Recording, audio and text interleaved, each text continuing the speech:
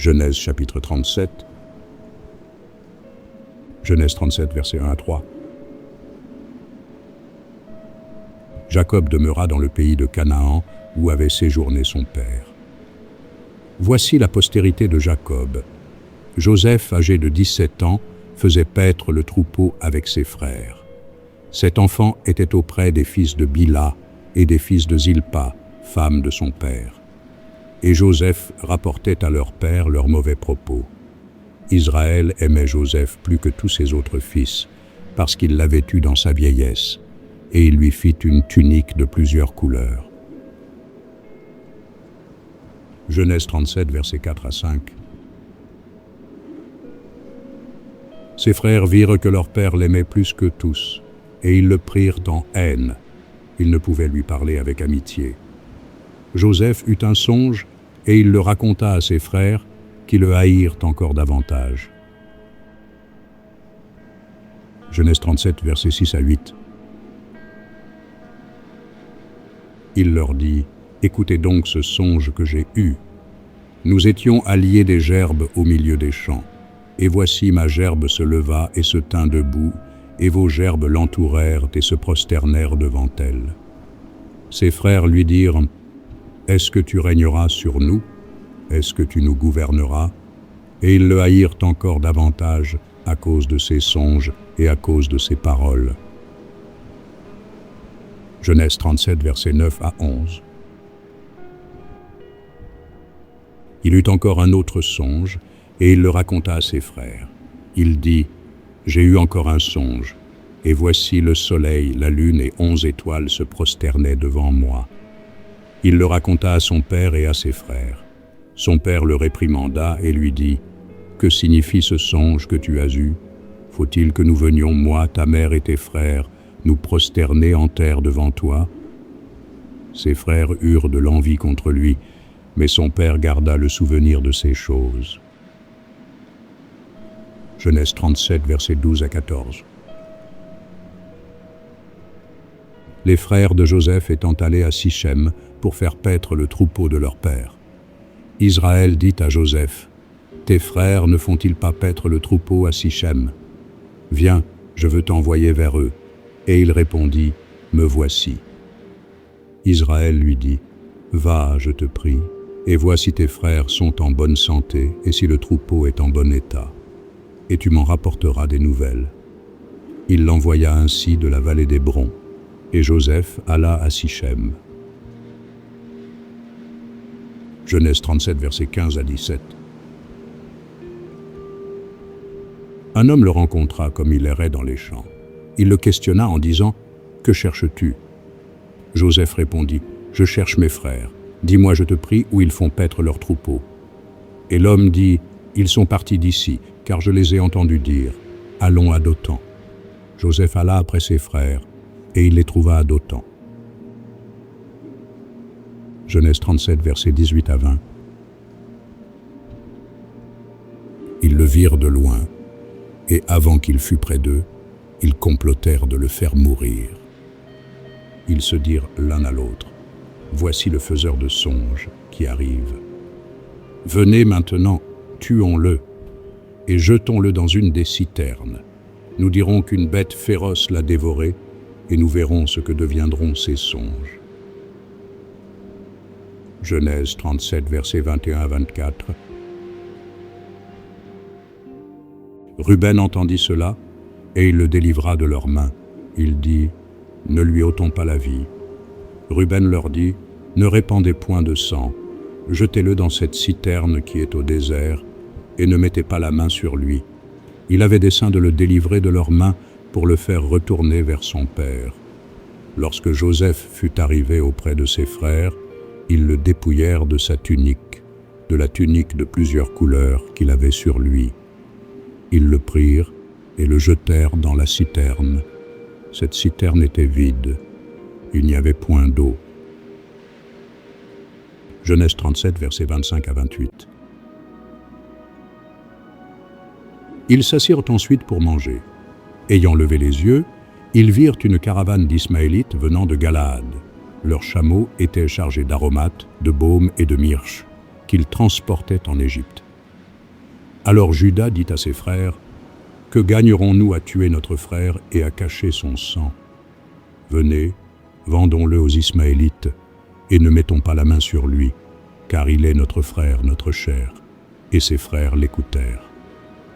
Au passage des marchands madianites, ils tirèrent et firent remonter Joseph hors de la citerne, et ils le vendirent pour 20 sicles d'argent aux Ismaélites, qui l'emmenèrent en Égypte. Genèse 37, versets 29 à 31. Ruben revint à la citerne, et voici, Joseph n'était plus dans la citerne. Il déchira ses vêtements, retourna vers ses frères et dit, « L'enfant n'y est plus.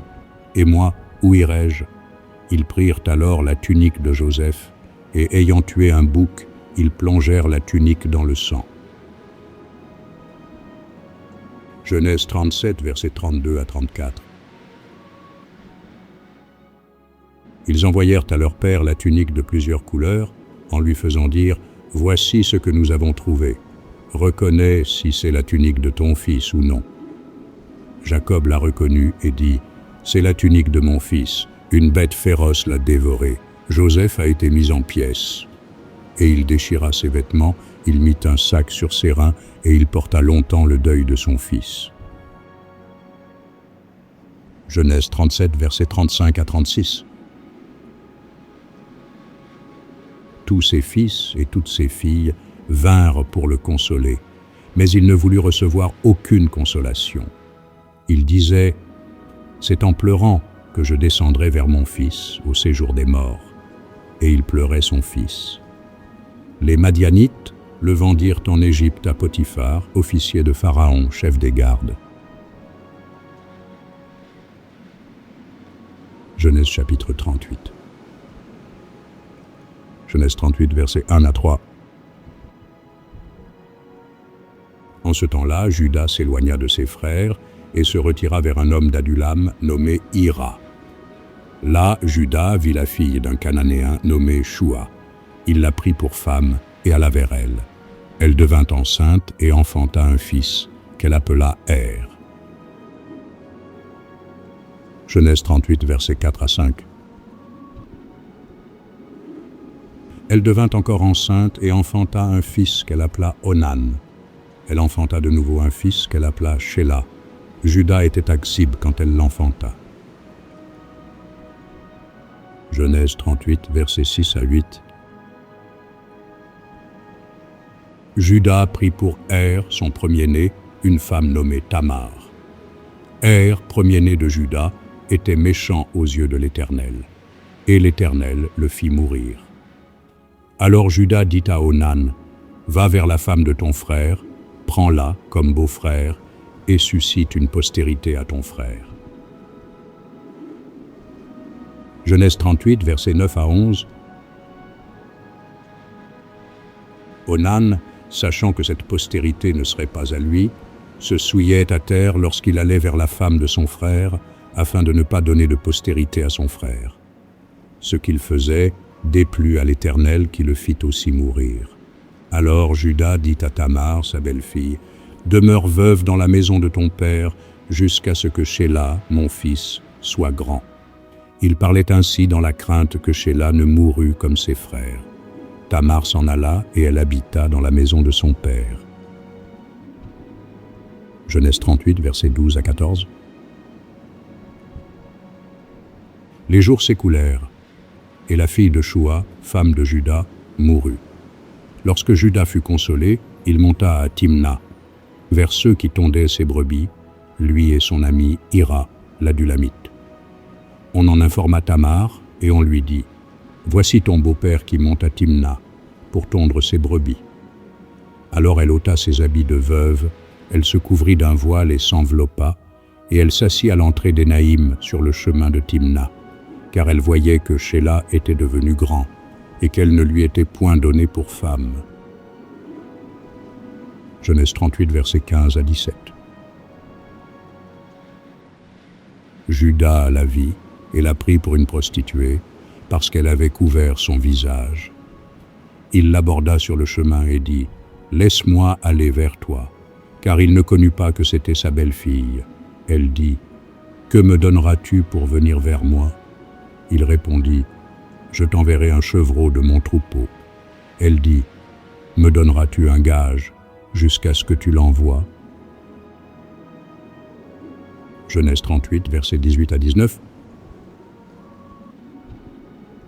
Il répondit, « Quel gage te donnerai-je » Elle dit, « Ton cachet, ton cordon et le bâton que tu as à la main. » Il les lui donna. Puis il alla vers elle, et elle devint enceinte de lui. Elle se leva et s'en alla, elle ôta son voile et remit ses habits de veuve. Genèse 38, versets 20 à 23. Juda envoya le chevreau par son ami l'Adulamite pour retirer le gage des mains de la femme, mais il ne la trouva point. Il interrogea les gens du lieu en disant « Où est cette prostituée qui se tenait à Énaïm sur le chemin ?»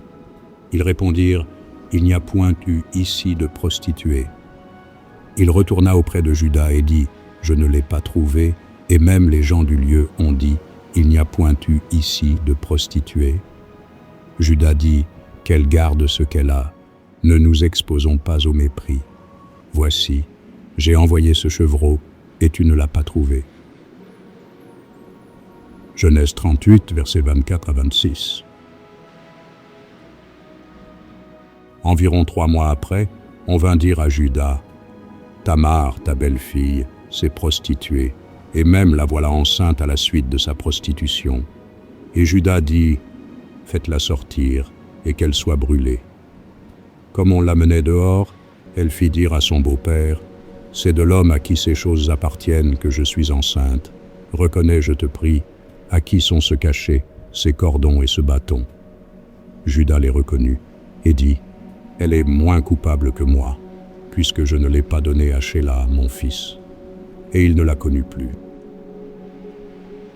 Genèse 38, versets 27 à 30.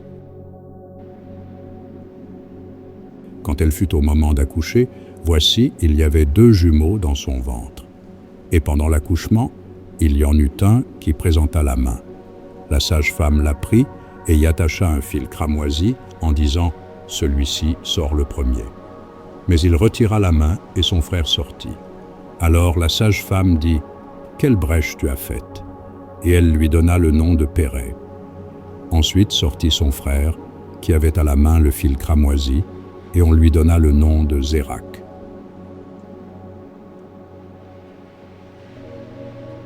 Genèse chapitre 39. Genèse 39, versets 1 à 3. On fit descendre Joseph en Égypte, et Potiphar, officier de Pharaon, chef des gardes égyptiens, l'acheta des Ismaélites qu'il y avait fait descendre. L'Éternel fut avec lui, et la prospérité l'accompagna. Il habitait dans la maison de son maître, l'Égyptien. Son maître vit que l'Éternel était avec lui, et que l'Éternel faisait prospérer entre ses mains tout ce qu'il entreprenait. Genèse 39, versets 4 à 6. Joseph trouva grâce aux yeux de son maître, qui l'employa à son service, l'établit sur sa maison et lui confia tout ce qu'il possédait. Dès que Potiphar l'eut établi sur sa maison et sur tout ce qu'il possédait, l'Éternel bénit la maison de l'Égyptien à cause de Joseph. Et la bénédiction de l'Éternel fut sur tout ce qui lui appartenait, soit à la maison, soit au champ. Il abandonna aux mains de Joseph tout ce qui lui appartenait, et il n'avait avec lui d'autre soin que celui de prendre sa nourriture. Or Joseph était beau de taille et beau de figure. Genèse 39, versets 7 à 9. Après ces choses, il arriva que la femme de son maître porta les yeux sur Joseph et dit « Couche avec moi ». Il refusa et dit à la femme de son maître « Voici, mon maître ne prend avec moi connaissance de rien dans la maison, et il a remis entre mes mains tout ce qui lui appartient. Il n'est pas plus grand que moi dans cette maison, et il ne m'a rien interdit, excepté toi, parce que tu es sa femme. Comment ferais-je un aussi grand mal et pécherais-je contre Dieu ?» Genèse 39, versets 10 à 12. Quoiqu'elle parlât tous les jours à Joseph, il refusa de coucher auprès d'elle, d'être avec elle. Un jour qu'il était entré dans la maison pour faire son ouvrage, et qu'il n'y avait là aucun des gens de la maison, elle le saisit par son vêtement en disant « Couche avec moi ». Il lui laissa son vêtement dans la main et s'enfuit au dehors. Genèse 39, versets 13 à 15. Lorsqu'elle vit qu'il lui avait laissé son vêtement dans la main et qu'il s'était enfui dehors, elle appela les gens de sa maison et leur dit « Voyez, il nous a amené un Hébreu pour se jouer de nous. Cet homme est venu vers moi pour coucher avec moi, mais j'ai crié à haute voix. Et quand il a entendu que j'élevais la voix et que je criais, il a laissé son vêtement à côté de moi et s'est enfui dehors. » Genèse 39, versets 16 à 18. Et elle posa le vêtement de Joseph à côté d'elle jusqu'à ce que son maître rentrât à la maison. Alors elle lui parla ainsi. « L'esclave hébreu que tu nous as amené est venu vers moi pour se jouer de moi. Et comme j'ai élevé la voix et que j'ai crié, il a laissé son vêtement à côté de moi et s'est enfui dehors. » Genèse 39, versets 19 à 20. Après avoir entendu les paroles de sa femme qui lui disait « Voilà ce que m'a fait ton esclave », le maître de Joseph fut enflammé de colère. Il prit Joseph et le mit dans la prison, dans le lieu où les prisonniers du roi étaient enfermés. Il fut là, en prison. Genèse 39, versets 21 à 23. L'Éternel fut avec Joseph, et il étendit sur lui sa bonté. Il le mit en faveur aux yeux du chef de la prison. Et le chef de la prison plaça sous sa surveillance tous les prisonniers qui étaient dans la prison, et rien ne s'y faisait que par lui. Le chef de la prison ne prenait aucune connaissance de ce que Joseph avait en main, parce que l'Éternel était avec lui, et l'Éternel donnait de la réussite à ce qu'il faisait.